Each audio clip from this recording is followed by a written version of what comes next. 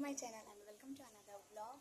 So friends, आज मी खूप जास्त एक्सायटेड आहे कारण आम्ही घेतली आहे न्यू कार.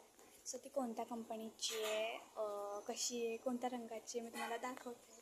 त्यासाठी व्हिडिओ एंडपर्यंत